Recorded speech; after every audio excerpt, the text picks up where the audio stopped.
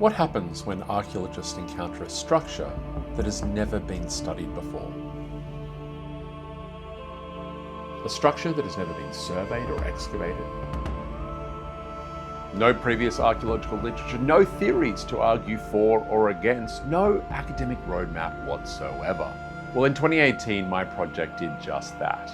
These are standing stone circles. And when my project uncovered them for the first time, we had thousands of questions, but one just kept coming up again and again. What the heck are these things? My name is Dr. Hugh Thomas. Come with me on a 6-year journey from discovery to publication as we dig deeper into the standing stone circles of Saudi Arabia. Hi, my name's Hugh. If you haven't watched this channel before, I have a PhD in archaeology. I'm a lecturer of archaeology, and for the last 20-something years or so, I've been conducting archaeological fieldwork all across the world. And since 2018, I've been working on archaeological projects in northwest Saudi Arabia, specifically in the regions of AlUla and Khaybar. But here's the thing. These structures that I'm going to talk about today weren't discovered after years of careful survey work or talking to locals about mysterious structures that they had uncovered on the landscape. These structures were found on my very first day on the job. Yep. The first iteration of our project was started in 2018 in the region of AlUla, Saudi Arabia. We were asked by an organization called the Royal Commission for AlUla to identify sites via satellite imagery and to photograph a representative sample of them via helicopter. This was the specialty of the project director at the time, Professor David Kennedy. So there we were. It's my first day of the job. I'm in a helicopter, hanging out the window, and about 6 hours into it, I see David's eyes light up. In fact, David signaled the pilots to land. Why? Because of this site. And he recognized that between these rock piles you might see, there was something new. Landing at the site, we recognized that we had identified 2 new types of structures. Now, as soon as we identified the standing stone circles, we looked to see if anyone had studied them before, and we've done that continuously for the last 6 years. And I want to highlight that we have researched these structures and this landscape a lot. And as far as we can tell, no one has ever studied them before, let alone worked out their date and function. But that being said, sometimes there are Saudi research papers which we just don't have access to. So if anyone does know of any Saudi research that might cover this region or these structures, do let us know. I should also note that the locals were aware that these sites existed. Heck, there's even a major track next to a couple of them. But in every conversation we've had with them, although they know these stone piles are old, there were no stories they had about what the standing stone circles were. So we really found ourselves with a truly blank slate. They had no name, no date, no function, nothing.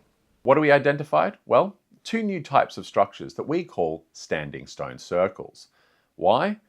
Well, because there are circles made of standing stones. It is rare these days to find a new type of structure that you can name. And you can't give it a name that has like a function. You can't call it temple or domestic structure or hunting trap, because at that point we had 0 clue what these things were. So it's why when we have this opportunity, we name things with just simple shape names. Standing stone circles. This is a mustatil, another type of structure found in Saudi Arabia, which we named after the Arabic word for rectangle. Why? Well, because when you see them from satellite imagery, they just look like big rectangles. I have a video on mustatil if you're interested. They are 7,000-year-old Neolithic ritual structures, and I'll put the link up here and also below in the description. So, standing stone circles, what are they? Well, they're typically made of a double ring of vertical stones, often with a small doorway in. We have 2 different types of these structures. The smaller version are about 4 to 5 meters in width and have a single standing stone in the center. The larger versions are, 20 meters or more, and they have multiple standing stones in the center. Now, if you've looked at any satellite imagery of Saudi Arabia, you might have seen circles all over the joint and wonder if you have found a standing stone circle. And it's true, there are a lot of circular structures that are present in the archaeological record in Saudi Arabia. Some of the circles we find are burial structures, and I've made a video on those before as well, and I'll put the link here and also down in the description. Others are domestic structures, but you can see that these are different. Although from satellite imagery they may look quite similar, from the ground they are completely different. The standing stone circles are made up of large vertical slabs of stone with a central stone in the center, whereas the tombs are made up of these ring walls, often beautifully constructed, and inside you have a tower tomb or a cairn, and you can see that they're very, very distinctly different. We also find other sort of circular structures in Saudi Arabia. This here is an enclosure. It's a form of domestic structure. And you can see, once again, that is very much different than the standing stone circles. So over the coming flights, we found more and more examples of these standing stone circles. And a lot of them were concentrated on this area called the Harat Awarid, which is this large volcanic lava field that is found to the west of the modern town of AlUla.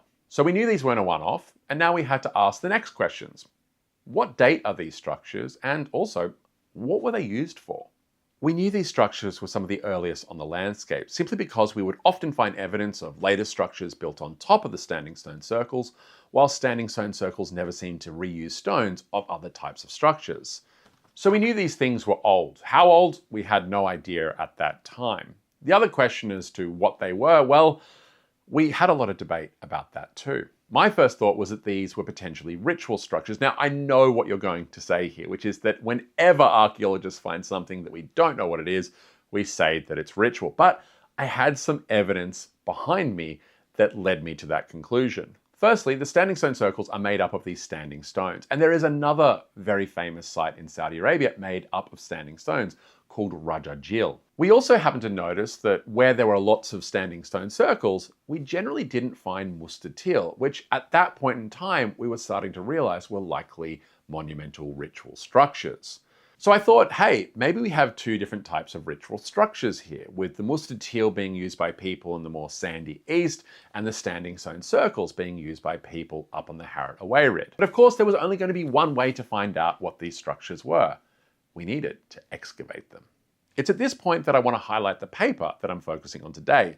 It's led by Jane McMahon, who is doing a PhD on these structures. Now, over the years, Jane has identified over 340 standing stone circles. And since 2019, Jane has been leading our team's excavations of these structures. So what did we find? So let's look at the smaller versions of the structures, because we've excavated a lot more of those. Well, almost as soon as we started excavating these things, we found something that archaeologists get very excited about. Rocks. Well, not rocks. Rocks that have been banged by other rocks. And rocks that have been rubbed by other rocks. Rubby rocks. Lithics. We found lithics. The standing stone circles were full of lithics. Lots of them. In just 5 structures, we excavated over 220 kilograms of lithics. Lithics can tell us lots of things. In this case, we found grindstones for, well, grinding. We found lots of flakes of stone inside the standing stone circles, indicating that people were making stone tools, and this was the debitage, the little flakes that have popped off the lithic as it was being made. But we also found something that is incredibly identifiable, even to people who don't know anything about archaeology. Arrowheads. Lots and lots of arrowheads. And they're really, really cool. I love these little arrowheads. They're just so stunning. And we're currently writing up a paper, which we hope to publish real soon. So we know whoever was using this structure was probably hunting. But apart from rocks, we also found bone. Not human bone, so these weren't tombs. We found animal bones. Now, these bones aren't like the entire cattle horns that we find in Mustatil, which are these monumental ritual structures that I was talking about before. On our project, we have an archaeozoologist. That's a person who studies ancient animal remains. The bones in the standing stone circles are just little bits of broken bones, bones that have been part of someone's meals. In one of them, we found over 1,550 pieces of bones. It contained the bones of goat, sheep, bos, which is a fancy word for cattle when you don't quite know if it's domesticated or not, and some wild animals like gazelle. So we have lots of lithics, we have lots of bones, and those bones are from some domesticated animals like sheep, goats, probably cattle, and some wild animals like gazelle. And we have some arrowheads that were probably being used to hunt those gazelle. But also inside the structure, we found jewelry, a variety of different types. Some made of stone, others bone, shell, and we have quite a bit of jewelry from these structures now. There are other cool things too. In one, Jane and the team found an entire pigment processing center. What were they decorating with this pigment? Well, we don't know. Was it themselves? Was it the standing stone circles? We aren't sure. We haven't found any evidence for that. Final thing we found in these structures are hearths, that is, fireplaces. So what are these things? Well, it ends up that all of the data that we have for this is very typical of domestic structures, places that people lived in antiquity. And the radiocarbon dating of all the material inside indicated that they're about 7,000 to 8,000 years old, used from the beginning of the 6th millennium down to the end of the 5th millennium BCE. And the C14 is really interesting. Some of these structures were used for 1,000 years or more, and there seems to be multiple phases of use of them. Now, we can't be 100% sure whether all of the structures at one specific site were used at the same time, but to me, it really looks like it was a little village. So when I told my friends and families that we had, uncovered these amazing domestic structures, I could literally watch their eyes glaze over, because people think that domestic structures aren't as cool as things like tombs or big ritual structures or anything else like that. But domestic structures are awesome. Domestic sites are massively important in archaeology. Think about your own life. If I wanted a snapshot of who you were, what you did, what you ate, it's your house and your rubbish that would tell me this. And that's what we found here, domestic structures filled with rubbish. And it tells us so much about who these people were and what they did. So what do these structures and rubbish tell us? The people using standing stone circles had domesticated animals that they would eat. Despite having domestic herds, hunting was still an important part of their diet, as evidenced by the gazelle bones inside and, of course, the arrowheads. They use grindstones to grind up cereals, but we just can't tell if they're from wild plants or domesticated plants. We just haven't found any evidence for that. They spent a lot of time in these structures, cooking food, making lithics, and even potentially making things like jewelry. They likely traded or moved huge distances, as evidenced by the seashell jewelry that we've identified, with the Red Sea being over 100 kilometers away.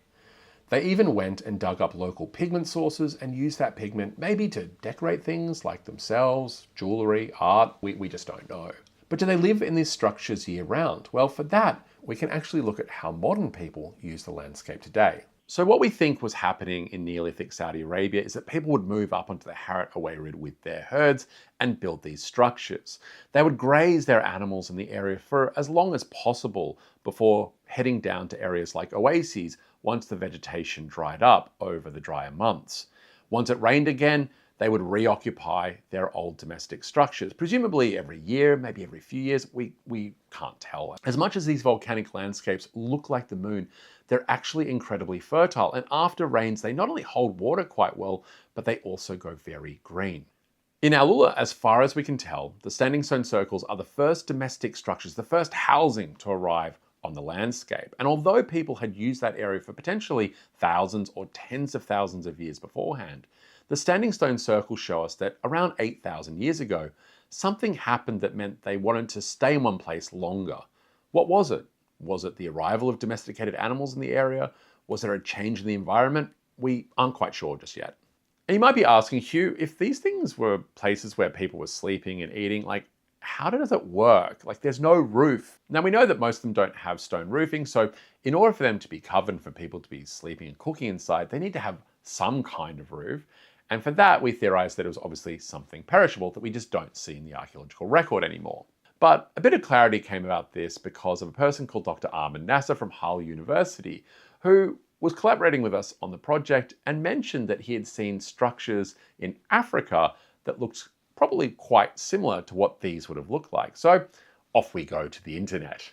If we kind of want to get an idea of what the standing stone circles look like and how people lived on this landscape, we actually can jump across the Red Sea and look at a group of people who live in Ethiopia called the Afar, because there are a lot of similarities between the Afar and the people who lived in these standing stone circles. The Afar are nomadic, with herds of animals like cattle, goats, and camels. And remember how we found evidence for both cattle and goats in the standing stone circles. The Afar also live in small communities of houses, and their houses are built in a very similar style to the standing stone circles. The Afar use small poles and branches lashed together to create a dome superstructure that they cover with fabric or tarps. You might notice that a number of Afar houses have a double ring of stones, just like the standing stone circles. One on the outside of the house and one on the inside. I love these photos of the Afar houses from the inside because we can kind of imagine what these Neolithic standing stone circles must have looked like if you had gone in through the doorway and sort of sat inside.